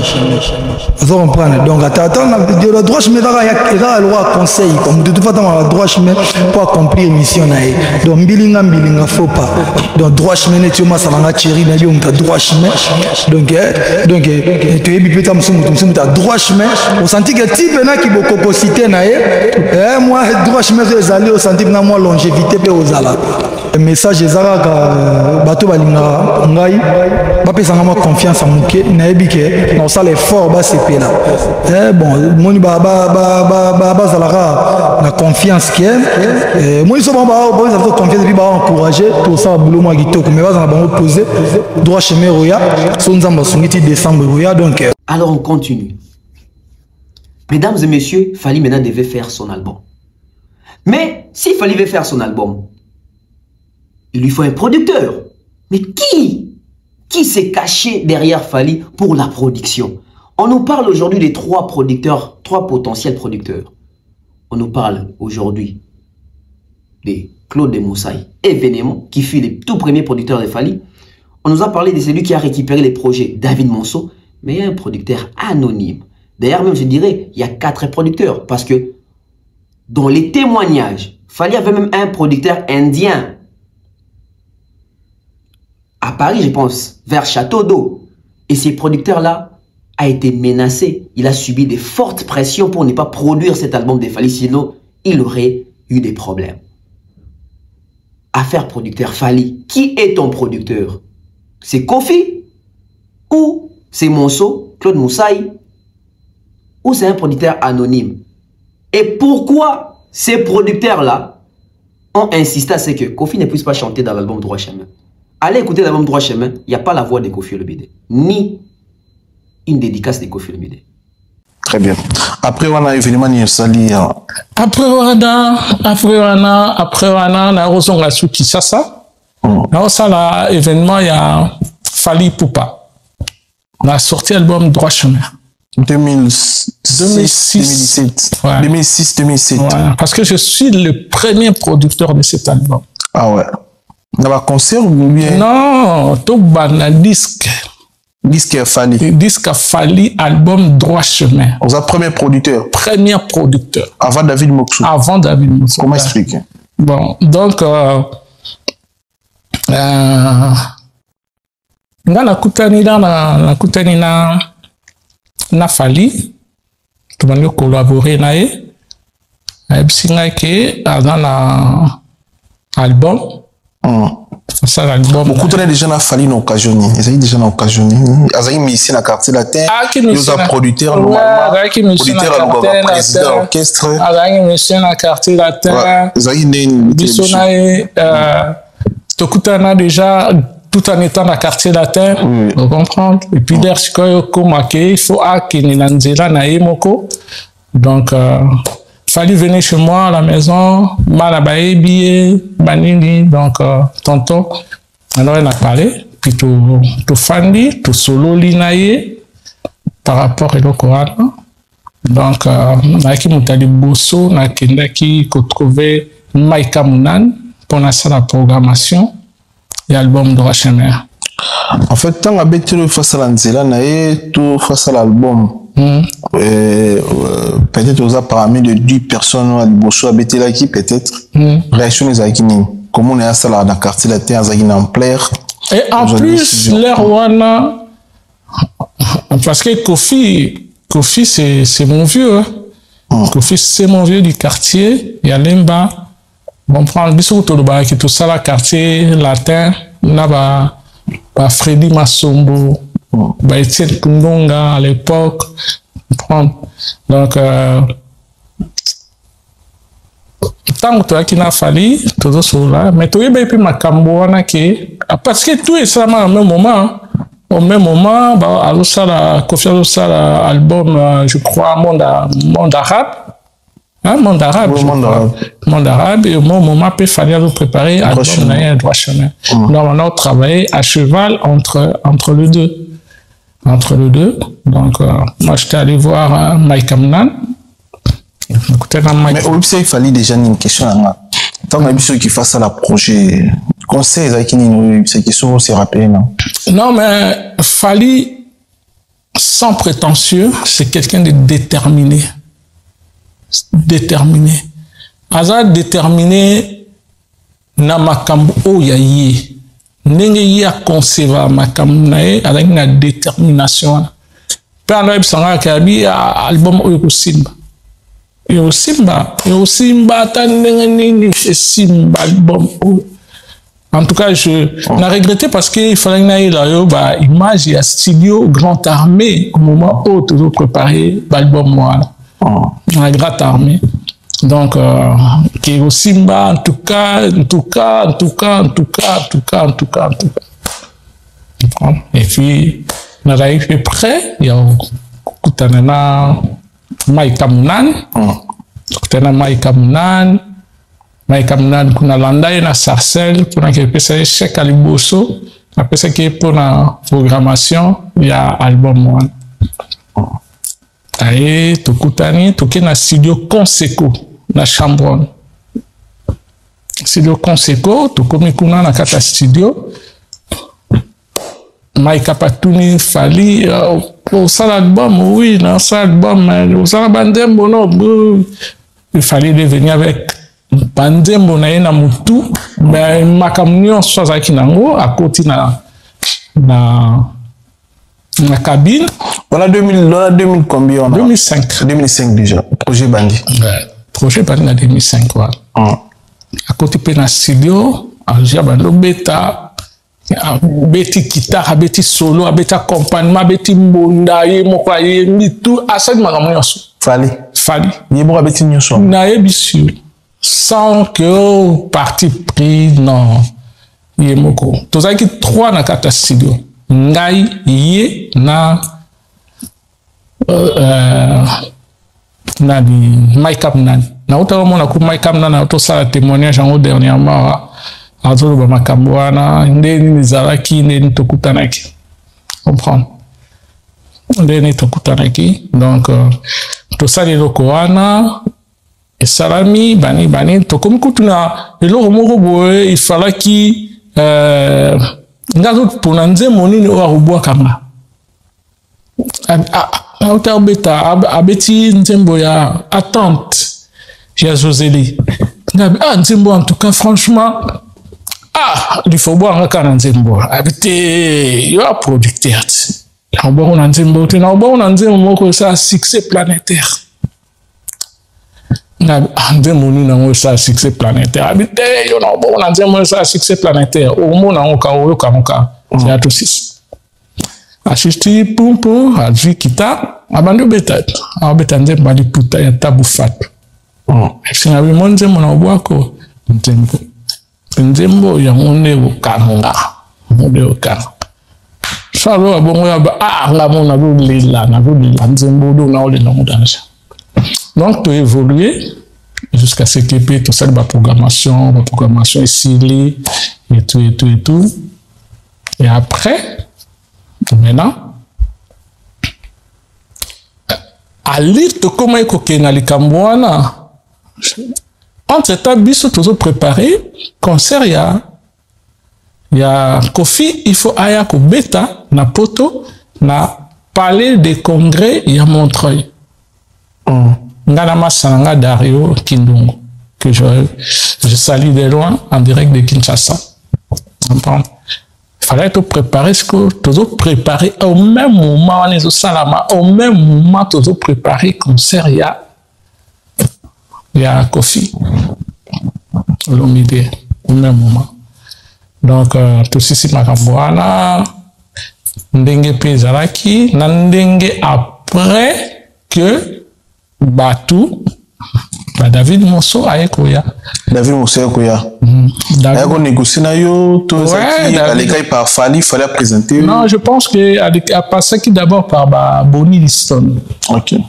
Passé par Boni et tout, bon, on peut faire ça. Alors, à lire comme parce que les communautés, moi, tiraillement, quoi. Déjà, tu as ma mise en disponibilité. C'est-à-dire, ma mise en disponibilité. Tu as ma cambo qui côté P, Vinangaï, Kofi Olomide. Bon, les autres, selon la vérité, il faut dire la vérité et l'histoire. Donc, au même moment, là, tout ça, là, visa, il y a Kofi Olomide, il faut aya potona ba musicien. Après avoir, un problème au bazar qui quartier la terre, au moins 5 ans, alors, on visa. Alors que, ngai na massa na ngai, na Suède, Steve Moussi, na Suède, abengi ngai biso ngai dernier événement ngai kotona na cop ba visa obima na circuit moko eto bien bon circuit à côté non en tout cas bani do yoka so bozui sale côté wana nga na oza visa vérité oza visa na oza visa on a problème à visa déjà Virambo alors comme la Virambo comme ça na souverain na Virambo pour to benga Virambo aya kubeta abengi fils Chango que son âme repose en paix abengi nini aviaza voto aviaza TV to ana nini mo na Suisse bani est-ce que na cause a été non problème exact abengi vie na Suisse na Suisse c'est vie na la COP awa en tout cas il y a visa pour boya ko beta na ilo kal bosa bana nzamba tika bana été enfin mais dans la Suisse nous sommes mercredi tout mercredi wana ya ukanga na gare de Lyon wana nga naza déjà na avis favorable ya ba visa signé mais ba kombo ezate il faut ne ve ata ba kombo ba musicien protocole ça donc cop moko ezaki vraiment donc pepele aïe tout la gare na non ve sérieux que bani bon sérieux oui ça va et tout qui ne parle tout qui peut parler na guerre wana tout commis na présenter un papier na MC donc déjà tous eu déjà visa na mais vous eu déjà visa favorable donc vous déjà visa donc il y a quand compléter ka ba combo ya basta on prend vipe comme des problèmes na mutu le wana na otika nani na omema nani parce que bato msusu bali do na omona kake tosito kabwani na mulimu wow tosito kabwani na mulimu me na musuni tozosola kaka me na yebi dia ke kabwani na mulimu voilà olobela par rapport à Fali déjà que voilà yo peut epsete ke to produire non premier producteur kabwana ye mana ekutute Fali mutalinga ete obibisango non tolinga epete ba bon ete bon tolinga epete ba parce que banzembe yaki anegi makasi donc entre temps pe koto pe album se bana salama ata nzembe mo côté ana pharmacien il fallait qu'il équilibre vraiment quand on a un sou on a vu nanga on a petit nanga donc plomba nanga ouais ti ndingi bana okendana balir pe oyo fallait pas comment qui nango ben insistance à comment nango elle s'est ngaka ke etumbe ku makasi tumbe ku makasi donc il faut vraiment tout en a comprendre tous à la donc tous à la vraiment bien tous à la bani David Aekuya David Ae après ne makambo et kindaki David Moxosu produit na azu droit chemin na beaucoup ouais azu c'est là que bah du pense bien sûr parce que là il y a droit chemin après ngai nazalaki pe na mutu mususu azalaki pe dans l'ombre tu comprends on va nous soutenir projet on va soutenir le projet on y est pe akoki kobima te ni pas Fali ni pas Kofi ni pas nani parce que azalaki mutu moko azalaki entre makambo wana mibale donc mais Fali azalaki quand même au courant ils ont montré derrière eux aussi refinancer Fali azalaki au courant mais Moutora n'a été confié à Ibaï. Non. Ok. Non. Mais tu vois, il y a 2016, 2015, dans 20 ans. 20 ans passés. 20 ans passés. Tu peux s'en envie. Tu peux s'en à 5 ans. Tu peux te des voyants. Tu peux en 5 ans. Oui. Et donc, ce qui m'a la musique, il na texte, il est auteur-compositeur. Moi, je signe mes arrangements. Si je participe à l'écriture ou de la musique, là, je deviens co-compositeur ou co-auteur. Mais alors, tango, Bioza déjà Maïka Mounan. Ouais, déjà Maïka Mounan. Aussi, ça l'idée à la preuve, naïo. Bah, il y a jeune Mouroboué. Je suis sûr que Yotem de Kende vérifié ou peut-être son équipe. Bah, il y a artiste Mouroboué ou découvrier. Comment est-ce que tu l'as trouvé et comment est-ce que vous parvenir au comme un horizon musical ou on a beaucoup un album je parle de droit chemin. Ah bah ça veut dire que c'est son talent qui parle. Oui. Quand Taobaye Naye, son producteur s'appelait Claude Moussaï. Ah, c'était pas David Monceau? Non, c'est Claude Moussaï qui l'a amené chez moi. Ok. Oui. Taobaye Naye, ah bon? Oui. C'est pas que tous ont été que vous avez dénigré, mais parce que vous avez déjà Maïka Mouna. Non, c'est comment il est venu chez moi. Ouais. Oui. Okay. Donc il est venu avec Claude Moussaï. Et je lui ai demandé s'il avait des titres, et dit oui, bon, ok, tu m'amènes, à l'époque on avait encore les cassettes, je sais pas, emmène-moi, que Nayoka. Non, je n'ai pas besoin de ça, je peux te jouer ça à la guitare. Ah ouais? On lui a donné une guitare, c'est quoi, ma fille Julie avait encore 4 ans, par là, qui a commencé à jouer le Kisakasaka. Ok. Il a chanté Banzembo Union, ok, c'est bon. Comment t'avais trouvé? Donc c'était quoi tes premières impressions? J'enregistre. Non, je trouve qu'il maîtrise son histoire. Et comment tu arrives à l'orienter dans horizon musical au Burkina? Bon, parce que ça c'est mon rôle en tant que réalisateur.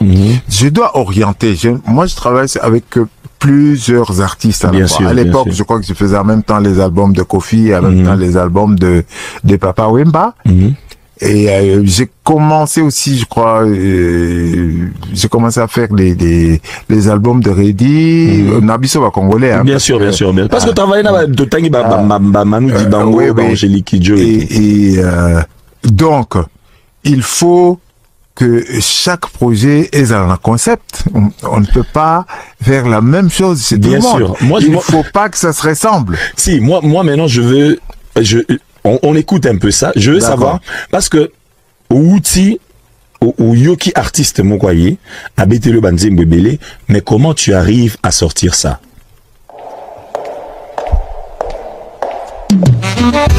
C'est un artiste qui vient du quartier latin. Ce qu'on écoute, ça n'a rien à voir avec le quartier latin. On a une guitare. Justement, c'était ça l'objectif. C'est une guitare qui est entre loc et jazz. Délatinisé. Ah, délatinisé. C'est un nom que Kofi Olomide ne va pas aimer. Non, mais c'est un bon mot. Non, même quand Kofi lui-même vient, je lui dis, on ne va pas faire ce qu'on a fait sur l'album passé. Oui, évidemment. Donc ici, délatinisé, j'étais en train de lui dire, tu n'as pas d'âge. Ah ouais? Oui. Tu dois atteindre toutes les générations. On fait de la musique ici.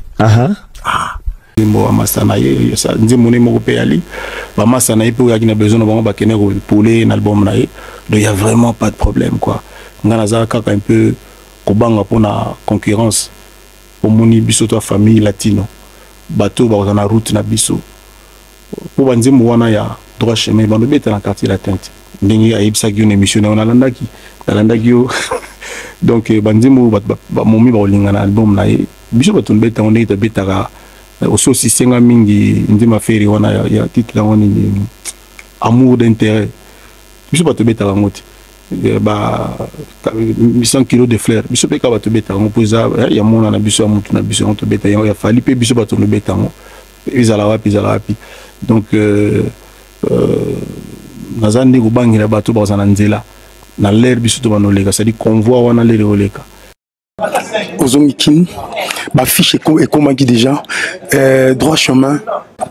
Boulot dans nos communes à niveau. Ouais, bonjour, Yadjo. Donc, droit chemin, c'est Sili, les allois moi, à Siabotami, et c'est moi, je me présenté par parents. Donc, droit chemin, il y a des gens, c'est la mort en mais le roi, tu as dit, il y a vraiment vite fait au IA, honoré, dans sponsor, on a biso, il y a moins, en réalité, de les 15, droit chemin, il y a déjà dans le marché. Mais dans droit chemin, mon père a invité, est-ce qu'avion, on m'a invité, pourquoi mon père a invité? Est-ce que ça par rapport à producteur ou bien mon gars a fait c'est ça par rapport à producteur et puis nous paie à Yembi Karapenda tété ça y pour ma producteur to beba na producteur sérieusement mais producteur a préféré ils à la bon mais après ça a raison parce que là donc il m'a raison ni a fait ça mais dans la gravité pour moniter donc tu y a ton qui donc mon pas donc mais est-ce que pas problème est-ce que mon nom m'a bêté hier on te simba dans le beau les lots nous côté dans la monde il était pour romelang était ngate il y a job na bandi bien le bien zayo to producteur le producteur moi un peu fantôme il m'a venu David Monso va tout bailler bien déjà c'est abîmant David Monso c'est abîmé ça comme ça boulot na gito ba fiche pas tout ba c'est pile non alors ça anonymité et comme na numéro venez bima quoi ba en tweet j'ai bon il y a un monde qui est bon quoi avec un talent alors qu'il faut amécarara ok bon après Rambo parce que tant qu'il fallait préparer les lots Rambo yaki to yako sala remix moko et bah Sissi Sylvie Sissi Sylvie ouais oboya kina ba ngaku joku to sala kiawa mais ya yaki na fere soleil kuta yaki na soleil Modogo voilà ça remix fallait tikalaki ouais ouais danger oui ok après fallait aller na télé na kin bah puis c'est na sinon non fallait na autour na télé yaki no boulot à préparer ma ramena si tu ne katana ok si tu na et kati après il remboison à kin bon ça la réunion ok nous à la mère à la franc fallait ok c'est prise c'est prise à proposer que dans la zone de bon yo ni mouvement ils ont préparé dans disque dans le mot une ça la disque ils ont de la habité président na ça disque oh yangai d'accord ok disque yangai ok bon on ça disque mais monter habité na ça disque yangai bon après bon on monte au côté attaque quelques chansons dans mouvement tout ça ça là moi 3 4 habité ngai na ça na disque yangai elongi na ngap na ça na pochette ngai monga moko alors bap na ki franc abiso na sala monter na separaté ok voilà na réunion bino tout bovandi ngaku tuté ngala zo ki siko yo zo ko tu quoi yo pe muto kati ngape ba souffler nga déjà ça ke a na réunion e uto inda ya ki mo bulu ok na ndegeti ramazonga ki eloko na bimia remix après dans le monde ka choix là qui était à hepeka na délégation et tant il va projet zalaki atika na asali makambo ye fala sala makambo na psako c'est bon disque tout ça on a des producteurs on a des David Monsoté yaki ndi on a na château d'eau d'accord ok bon na koko dans ba détail to ibiga comment quoi bon ouais château d'eau ndi abangaki pour azwaki pe ba menace d'accord ok David Monso et ndimaki oui c'est quand même un têtu c'est David c'est un têtu quand même voilà ça c'est la réalité ça c'est la réalité des choses. Fally devait maintenant travailler avec les musiciens du quartier latin. Parce que Kofi l'a obligé. Oui, tu dois travailler avec tes collègues du quartier latin. Mais suivez bien l'album Droit Chemin. À part peut-être les musiciens, en termes des chanteurs, qui ont enregistré avec Fally? Personne. Les chœurs que nous écoutons là dans Droit Chemin. Apparemment, Fally n'a pas travaillé avec ses collègues du quartier latin. Il a plus bossé avec les requins en Europe. Il a appelé Montana pour les features avec Associés. Il a bossé avec Modogo pour les Princes de Suffolk. Mais les voix dans les chœurs, c'était qui? Est-ce qu'il fallait régler les comptes à ses collègues parce qu'ils avaient refusé les jours de la réunion de dire que je suis pour que Fally puisse faire son album? C'est ces jours-là qu'il fallait constater qu'il n'était pas aimé. C'est ces jours-là qu'il fallait constater que ses amis ne s'assumaient pas, qu'ils étaient des faux, qu'ils n'étaient pas loyaux. Voilà pourquoi il a jugé bon de ne pas travailler avec ses collègues. Est-ce que Kofi Olomide avait interdit à ses musiciens de ne pas accompagner Fally ou pas? On va suivre les témoignages de le vieux Fofo, les collégiens, qui nous dit quelque chose de similaire. Comme quoi, Fally est venu trouver tous ses collègues comme quoi, mais on doit commencer à enregistrer l'album. Et ils ont répondu, oui, on voulait bien, mais le vieux n'a pas encore donné l'autorisation ou le vieux carrément a refusé. Fally qui s'exclama, oh, où est le vieux? Oh, il est là-bas. Venez, on va là-bas. Et Fally a affronté Kofi comme ça. Mais vieux, ils sont là, non? Ils doivent m'accompagner. Kofi n'avait pas le choix. Il n'avait pas le choix. Écoutez ce qui s'est passé. D'accord. Parce que s'il faut le dire, Rambo déjà a bénéficié de la production à David Monson et Fakata. Normalement, non. D'accord. Fallait mettre bon, il y a sololité, il y a un béton. Exact. Abina n'a besoin de la bonne. On a toujours ça là. Danger de mort. Danger de mort. Ouais. Encourager ces garçons. Ok. C'est encourager. Ayebi en Kambalingi quoi. D'accord. Ayaki penalbi hors méprise. Ayebi sur un studio à danger de mort. Quand on y en est, ah méprise. Bah il faut bangot pour na ndito solo pour disque nangai. Disque nangai. Oh, tu collège pas bête na bino. Oh, collège pas compagnie Fally. Moi boya susu. Exact. Pour via lobby de Ake Batonyon so, ceux qui vont besoin de bête les bêta. D'accord. Ah bon vieux. Tu m'as dit que préparation. Programme EP Philippe Geza a programmé Ndambu, Maïkapé a programmé Ndambu. Bon, je te dis la guitare. Tu dis la guitare, c'est bon. Non, lingato yoka société le bela Fally te mettre les cas wana parce que Betty kuno Betty pen arsenal de belles mélodies des albums à Fally au Betty je crois que tant sous le quoi yo posant la bombe y pas un album y album sous goya ou apporter toujours savoir non lingato yoka associé tout ça on va marcher associé ton de momoro ya ye o yo beta o ezo ye la yo facilement o ye la ko facilement bon associé ga bon asandem to associé et ça la biso me poto beta siko yo pe masolo sur la yo to ye basiko so sous tes années to pour te communiquer to bien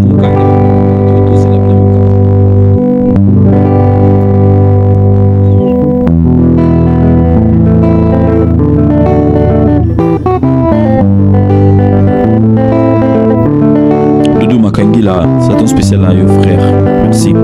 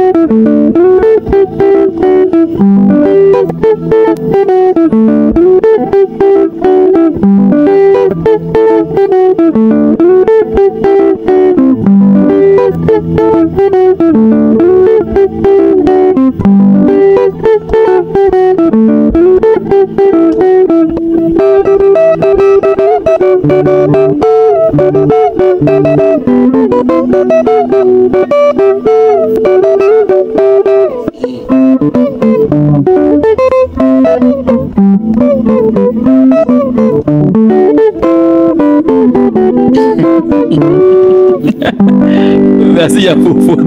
J'espère que ça lui plaisir, n'a pas plaisir, n'a pas.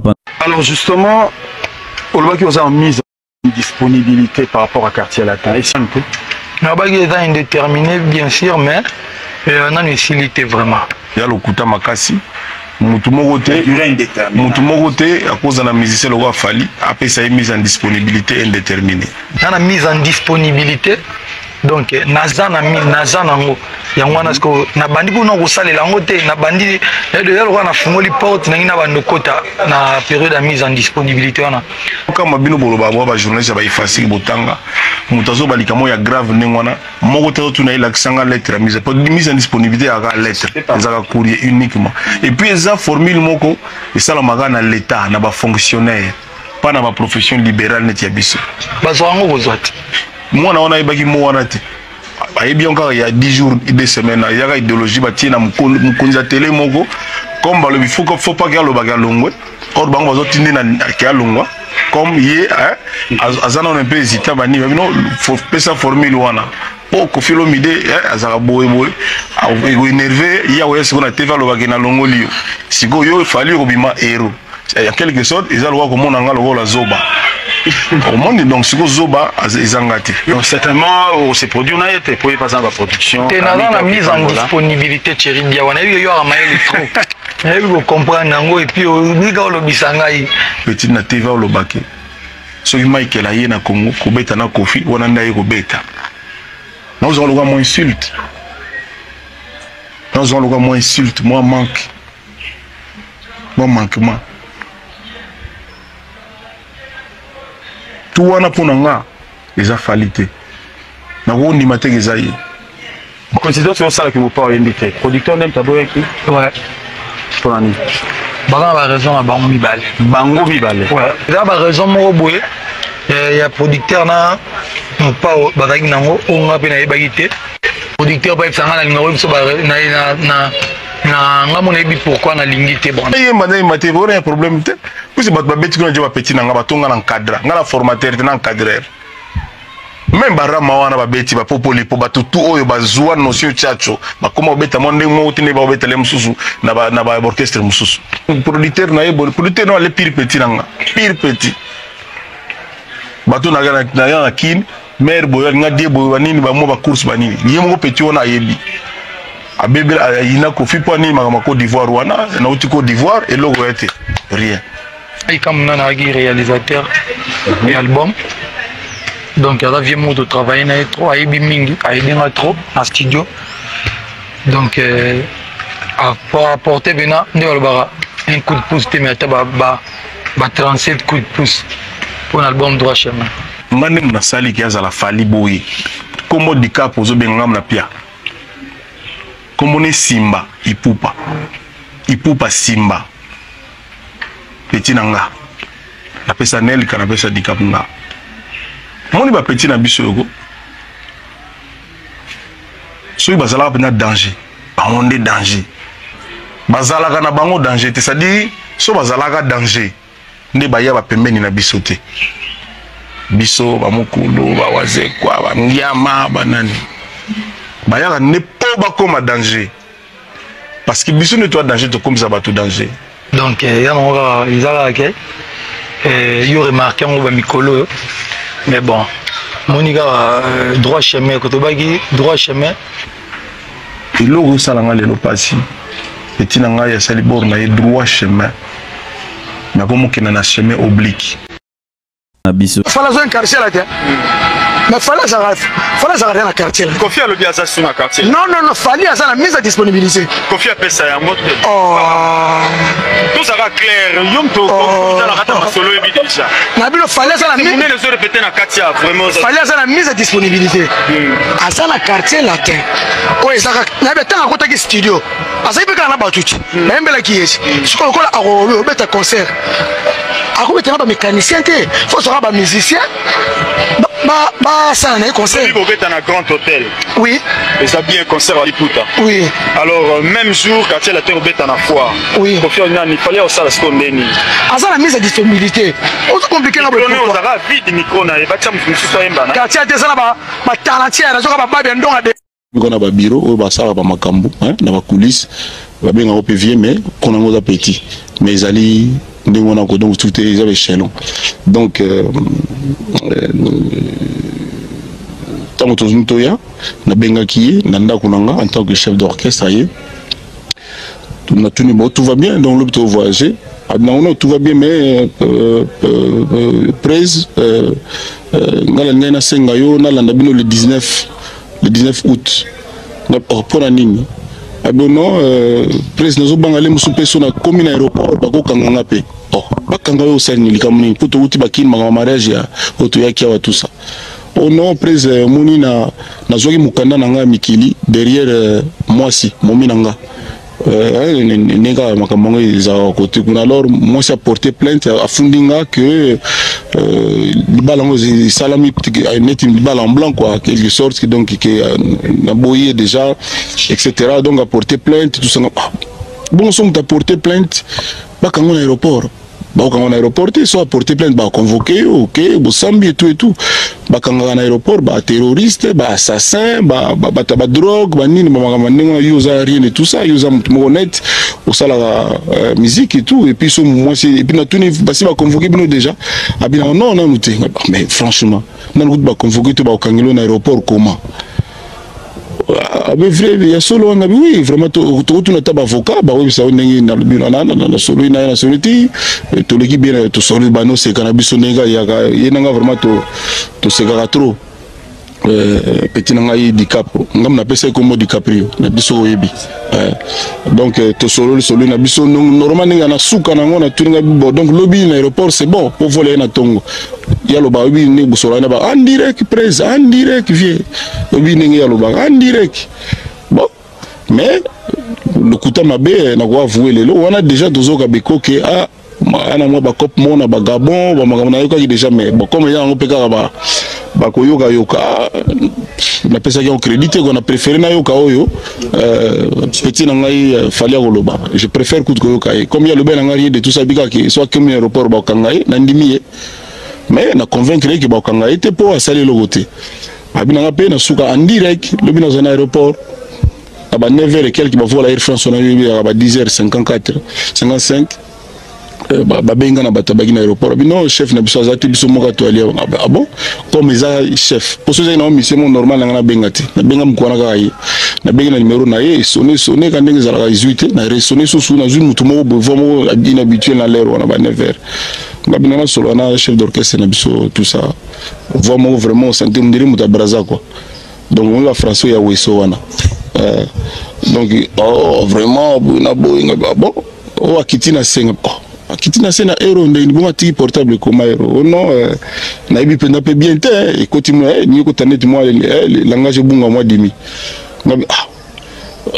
est-ce que vraiment o kitana c'est topé ça est important tout ça bi na mona umeno mka non abimi na ye abimi vraiment ke na pas kete ouais réponse est changée bon na jo ndenge na ju. Et puis la tournée bon a sauté pour un voyage les mususu pour l'aéroport on a vraiment na couranté quoi na couranté banini banda jour on ezalaki pour tout voyager je crois le 31 juillet orchestre voyagaki banda jour on a til lelo na solo la sona falite ni na téléphone ni na email ni na fax ni na nini rien aucun coup de fil na habité ce jour nini oyo makambo tout nanga ya mise en disponibilité notre solo là encore une fois ngana yo prononcer mot mise en disponibilité na ba interview oyo boto sala po na vie ngana za na besoin mo wana te nanu pe mutatu na ngote nanu pe na kutana na mutu asenga ni na ngote et puis ngana pe to solo ngote puis na musique à Congo pe total la TV nan to yoga mo wana te to ga lemso révoquer alongwe na ye akimi banini mais wana na oka ngote donc ça na question tuninga za vérité les gens que